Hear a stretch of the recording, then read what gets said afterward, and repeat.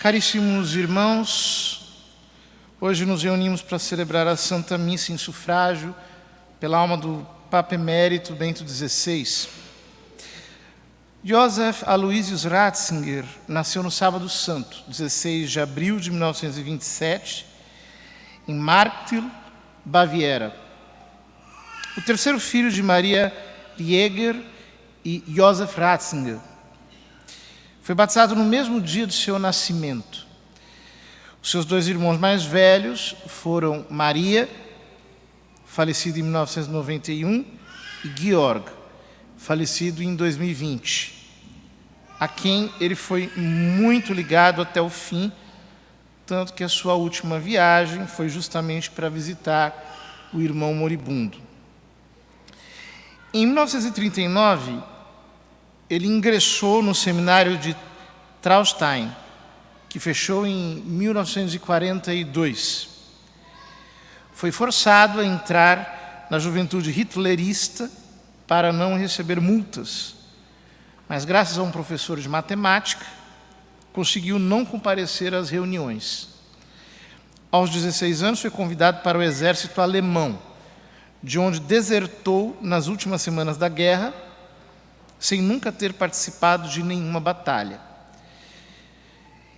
Em 1947, entrou no Seminário Interdiocesano de Munique. Em 29 de junho de 1951, foi ordenado sacerdote, junto com seu irmão, Georg, pelo cardeal Michael von Faulhaber, arcebispo de Munique e Freising.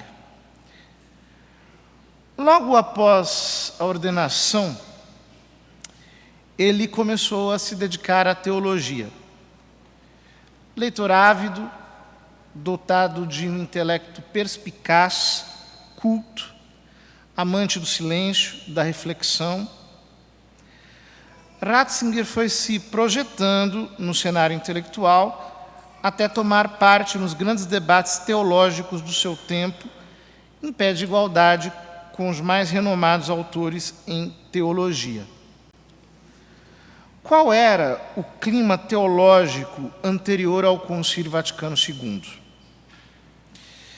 Depois da tormentosa crise modernista no início do século, deflagrada pela famosa encíclica Pascendi Dominici Gredis, do Papa São Pio X, a teologia católica se desenvolveu em duas linhas. Em primeiro lugar, a linha repetitiva de uma neoescolástica que ficava ameaçada a trancar a reflexão teológica num gueto de eruditos. E, em segundo lugar, uma teologia inovadora chamada pejorativamente de Nouvelle Théologie, a nova teologia, que se caracterizava por uma dupla preocupação: o retorno às fontes, a Sagrada Escritura com as novas teorias de investigação exegética e os padres da Igreja, e a da abertura ao mundo moderno. Alguns desses teólogos se deixaram influenciar demais pelo pensamento que estava em moda naqueles anos, especialmente pelo historicismo, que pretende explicar todos os fenômenos, inclusive a divina revelação, a partir da história humana, o evolucionismo, filho da ideologia anterior, que rechaça tudo que é imutável e definitivo, o imanentismo, que nega o sobrenatural e o reduz a meras características da atividade humana, o pragmatismo, que valida as ideias a partir do seu êxito prático, o idealismo, que considera todos os fenômenos como produzidos pelo pensamento humano, e o existencialismo, que nega as essências das coisas e diz que o ser se realiza dinamicamente no desenrolar do tempo. Foi então que o Papa, venerável servo de Deus, Pio XII, escreveu a encíclica Humani Generis, em 1950, para corrigir esses desvios. Quando São João XXIII convocou o Concílio Vaticano II, os bispos, chamados padres conciliares podiam, segundo o regulamento, levar consigo peritos em teologia. Foi assim que muitos teólogos foram convidados a participar da elaboração dos textos conciliares, dentre eles Joseph Ratzinger, o qual deu a sua contribuição muito marcante na Constituição Dogmática Dei Verbum, a qual afirma no número 23. É preciso, porém, que os exegetas católicos e os demais estudiosos da Sagrada Teologia trabalhem em íntima colaboração de esforços para que, sob a vigilância do Sagrado Magistério, lançando mão de meios aptos, estudem e expliquem as divinas letras, de modo que o maior número possível de ministros da Palavra de Deus possa oferecer com fruto ao povo de Deus o alimento das Escrituras, que ilumine o espírito, robusteça as vontades e inflame os corações do homem no amor de Deus. A história deste número é muito controvertida. Houve muita discussão, muita disputa. E, por fim, o texto final foi uma espécie de solução de compromisso. A este respeito, o historiador do Concílio Vaticano II, Otto Hermann Pesch, reporta um comentário de Ratzinger, ao qual ele qualificou como comentário iluminador. Comentário do Ratzinger. Um pedaço decisivo da história do concílio encontra, assim, com a promulgação da Constituição sobre a Revelação, um resultado conciliatório. O texto, que naquele dia foi solenemente proclamado pelo Papa, traz consigo, naturalmente, os traços da sua sofrida história e a expressão de inúmeros compromissos. Porém, o compromisso de fundo que o sustenta é mais do que um compromisso. É uma síntese de grande importância. O texto conecta a fidelidade à tradição eclesial com o consentimento à ciência crítica e descerra, desse modo, de uma nova maneira, o caminho para a fé no mundo de hoje. Ele não renuncia a Trento e ao Vaticano I, mas também não mumifica o que aconteceu então, dado que é consciente de que a fidelidade nas coisas espirituais só é realizável mediante uma sempre nova assimilação. Olhando para o conjunto do resultado, pode-se, portanto, afirmar sem reservas que o esforço daquela disputa, que durou 4 anos, não havia sido em vão.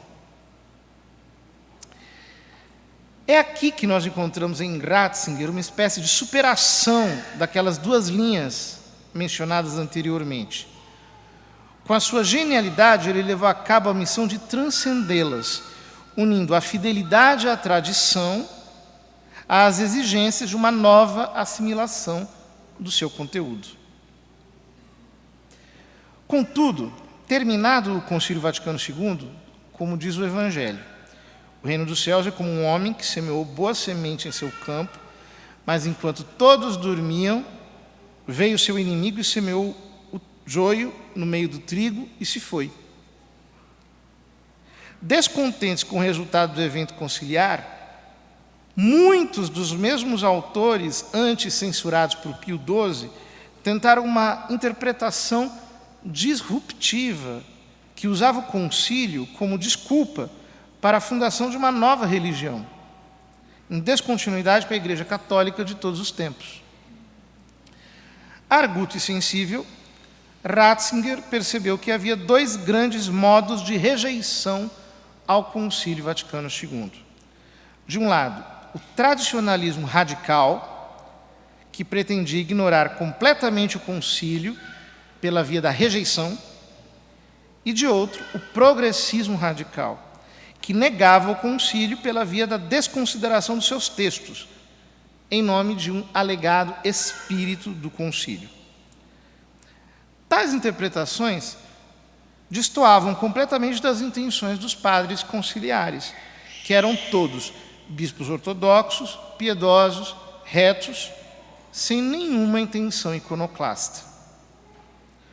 Contudo, para ambos os lados antagônicos, o grande perigo foi sempre o paradigma Ratzinger, ou seja, a fidelidade ao Concílio Vaticano II, adequadamente lido em sintonia com toda a tradição da Igreja.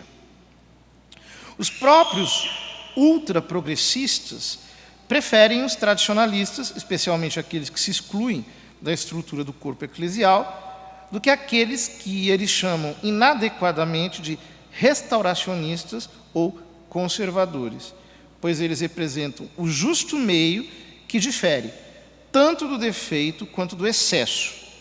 Eles estão em completa harmonia com este sentire cum ecclesia, sentir com a Igreja, que caracteriza os verdadeiros homens de Deus.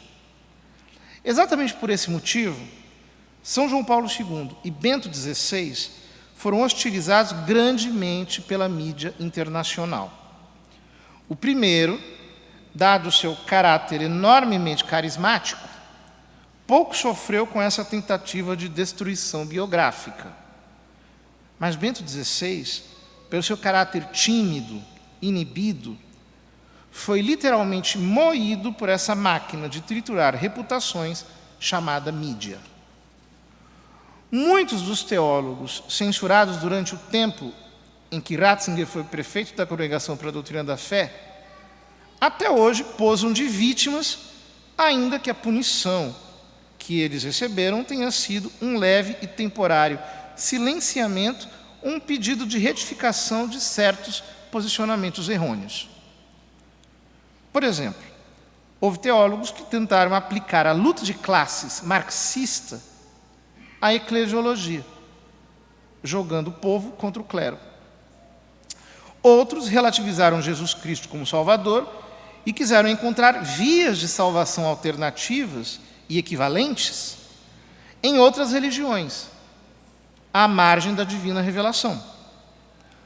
Outros que compuseram uma cristologia que, na prática, ignorava, ainda que sem negar explicitamente, o caráter divino da pessoa de Cristo. Outros que subverteram completamente a moral católica, praticamente invalidando os mandamentos do Decálogo. A mídia progressista, solidária com estes livres pensadores, transfigurados por ela em porta-vozes de uma atualização do catolicismo, passou a designar Ratzinger como Panzenkardinal. Esse foi como que o xingamento que os jornais davam o tempo todo ao Ratzinger, uma espécie de apelido que colaram nele, Panzenkardinal. Porque a palavra Panzen é a abreviação da palavra Panzerkampfwagen, que significa em alemão tanque de guerra blindado. Então diziam que ele era uma espécie de cardeal tanque de guerra, que estava o tempo todo brigando. Na sequência, quando estouraram os escândalos morais de parte do clero, quiseram responsabilizá-lo pelo suposto acobertamento, desconsiderando o fato de que ele tinha sido justamente aquele que mais combateu tais crimes no seio da Igreja. Tais calúnias são, em si, flagrantemente contraditórias. Pois, como alguém pode ser classificado de Panzenkardinal e, ao mesmo tempo, acobertador indulgente? Não dá. Todas essas críticas obscureceram quem foi realmente Joseph Ratzinger. Na edição especial do L'Osservatore Romano, que é o jornal oficioso da Santa Sé, em homenagem ao Papa Bento XVI, publicada neste domingo, o jornalista Andrea Monda escreve: gentileza, garbo, fineza, delicadeza, mansidão, leveza, humildade. Esta é a constelação que iluminou a parábola humana de Joseph Bento. Uma humildade que se associava também a uma forma simples de senso do humorismo e de leve ironia, que de vez em quando surpreendia os observadores mais atentos. Uma pessoa amável, de olhar infantil, de coração sensível, de finíssimo trato, perseguida e hostilizada impiedosamente por aqueles que queriam barbarizar a igreja ao gosto de sua própria iconoclastia. Apesar de ser um fino pensador, reconhecido pelos maiores intelectuais vivos, levado a sério em tudo o que dizia, tudo que ele dizia era, de fato, extremamente profundo e relevante, não era um homem forjado para o governo e, por isso, preferiu retirar-se para uma vida de oração e estudo. Sua preocupação com a igreja era para que permanecesse sempre firme na fé. E a fé é o nosso maior patrimônio, pois é o nosso vínculo com Jesus Cristo, o qual nos torna membros do seu corpo, que é a igreja. Recentemente, li num livro do rabino Benjamin Black, chamado O Mais Completo Guia sobre Judaísmo, cito: o cristianismo, como se diz, é a religião do credo. O Novo Testamento afirma: acredite no Senhor Jesus Cristo e você será salvo. O judaísmo é diferente, pois coloca a ação antes da crença. Novamente, pelo fato de ser um Deus da lei, ele está mais preocupado com o que você faz do que com o que você pensa. O rabino define assim o judaísmo em contraste com o cristianismo. Ou seja, o cristianismo é a religião da fé, o cristianismo e o judaísmo é a religião da praxis. É essa noção judaizante que pretendeu, no cristianismo, substituir a ortodoxia pela ortopraxis, a coerência com a fé pelo engajamento. Por isso, o Papa Bento foi e continuará sendo, para tais reducionistas, uma pedra de escândalo. É tendo este contexto por detrás que nós conseguimos apreciar essas profundas palavras do seu testamento espiritual. Aquilo que antes disse aos meus compatriotas, o digo agora a todos aqueles que na igreja foram confiados ao meu serviço. Permanecei firmes na fé. Não vos deixeis confundir. Com frequência, parece que a ciência, as ciências naturais de um lado, e a pesquisa histórica, em particular a exegese da Sagrada Escritura de outro, seja capaz de oferecer resultados irrefutáveis em contraste com a fé católica. Eu vi as transformações das ciências naturais desde tempos remotos. E eu pude constatar como, ao contrário, tenham desaparecido aparentes certezas contra a fé, demonstrando-se não ser ciência, mas interpretações filosóficas somente aparentemente incumbentes à ciência.